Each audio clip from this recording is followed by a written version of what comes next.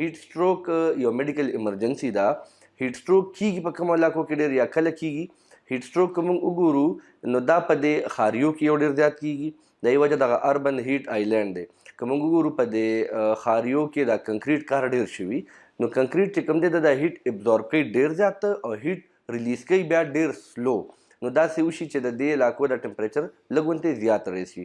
بل اورال اسې هم د دنیا که موږ ګورو نو د دنیا ټمپریچر چې کوم دی هغه کلایمیټ چینج له وجې اوچت شوی دی، زیات شوی دی. بل هغه خلک ته دا ډېر زیات کیدی شي کوم خلک چې بهر کار کوي په دې ګرمو کې، کوم هغه که مزدوران دي، که هغه زمینداران دي یا ټرافیک والا دي یا داسې خلک چې هغه کوم چې پیک آورز دي د ګرمۍ، یعنې د 11 نه تر د مازدیګر 5-6 بجو پورې دا په غرمه کې د نور نه ډایرکټ لاندې کار کوي.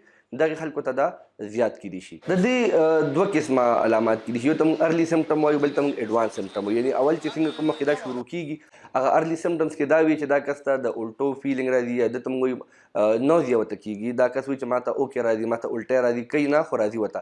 بل د ده د وجود ټمپریچر زیاتېدل شروع شي، دنه ډېره زیاته خوله روانه شي. بل په ده باندې سر ګرځېدل شروع شي، دی وایي چې زما باندې دنیا به باندې چورلي.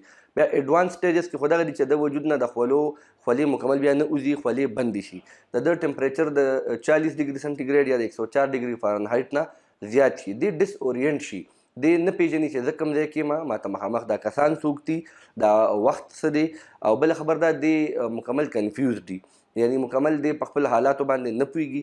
او بیا مهمه ټول نه غټه هغه چې کومه ده د سمپټم چې کوم دی نو هغه د بېهوشي په ده باندې بېهوشي راشي. که ماشومان وګورو، د ماشومانو چې کوم ترمو ریګولیټري سیسټم دی، یعنی کوم چې د وجود دغه ټمپریچر برقرار ساتي، دغه سیسټم چې کوم دی هغه شان نه وي ډیولپ شوی څنګه چې د عامو څنګه چې د غټو خلکو شوي.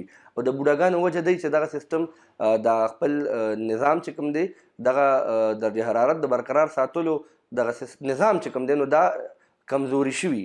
نو دا خلک ډېر زیات پرون شي، دې ته ډېر زیات دا مسله کیدی شي. کومې ښځې چې په خېټه ماشومان لري نو ګرمۍ کې بیا صرف د هغې د صحت مسله نه شي، بلکې دا د هغه ماشوم د ژوند سوال هم شي، کوم ماشوم چې هغې په خېټه باندې دی. څنګه چې عام حالات کې د انساني وجود نه اوبه لاړې شي، د انساني وجود نه خولې لاړې شي، د انساني وجود نه الکترولایټ امبیلنس شي، نو دا په هغه وجود تاوان کوي. خو دغه تاوان چې کله د ښځې طرف ته راشي نو هغه بیا دغه ماشوم ژوند ته هم خطر جوړولی شي. د الله پاک د دنیا دپاره یو سیسټم ایښی دی چې هغه دا ونې پیدا کړي دي، بیا څه په ځایونو کې د واورې دا غرونه پیدا کړي چې ګلیشیر ورته وي، دا ټول څیزونه دي.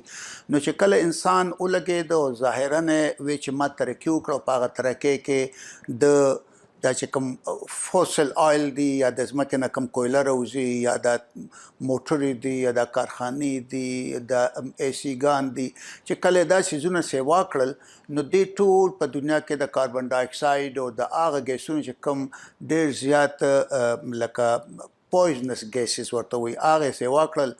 بله غاړه زموږ د انسان دا ده چې موږ ونې ختمې کړې. لکه زموږ په دې وطن کې وګورئ، په افغانستان کې وګورئ، خدای په ښکلی وطن پیدا کړو، خو دا مختلف حالات په داسې تیر شو چې خلکو سره چونکې د اور د بلولو لپاره بل څه نه دي ونه خرڅه کړي. ایجوکیشن شته نه چې دا ووایم چې یو ونه ولګي، یو ونه چې دی هغه د لس ایر کنډیشن کار کوي. نو چې دا څیزونه ختم شو نو چې کوم قدرتي الله پاک یو سیسټم ایښو هغه یخوالی رو کمیږي او ګرمي سیوا کیږي. د هغې د لاسه په دنیا کې په هر ځای کې، دا نه چې زموږ په دې وطن کې یا په افغانستان کې، په انګلینډ کې، په امریکا کې، په هر ځای کې موسمیاتي چینج راغی. خو هغې ته احساس دی ځکه چې هغه یو خبر به تاسو اورئ چې بره اوزون لیر کې ځای سوري وشو، نو چې کوم هغه هیټ د بره نه راځي نو هغه به د اوزون کنټرول کو. چې اوزون ختم شي هغه هیټ لاندې راځي.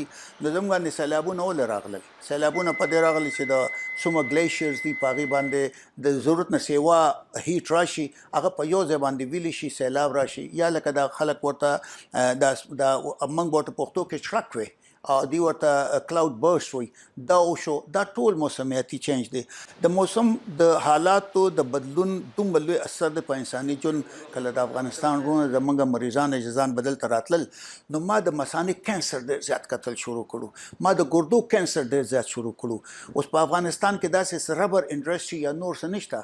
ما به همیشه دا وی دا د کیمیکل وارفیر د لاسه دي چې دلته دومره 40-50 کاله را جګړه وشوه، کیمیکل وارفیر وشو، بمونه بامونه خلاص شو کیمیکل خلاص شو ماحولیات کې چینج راغی دا غي د لاسه چې کوم هوا مونږ خلو کم دغه نو د مریضانو ته ډیر زیات ماده او قتل چې ډیر ینګ خلکو کې کینسر راغله ډیر ینګ خلکو کې د ګردې کینسر راغی دا ټول د ماحولیات وجه ده د دې د لاسه په ټوله دنیا کې چې کوم دا ګرمي راغله ده یخني چې راغله ده نو داسې یخني راغله چې بعض وخت سړی ایسارول نه شي خو زیات تر هیټ ویو راغی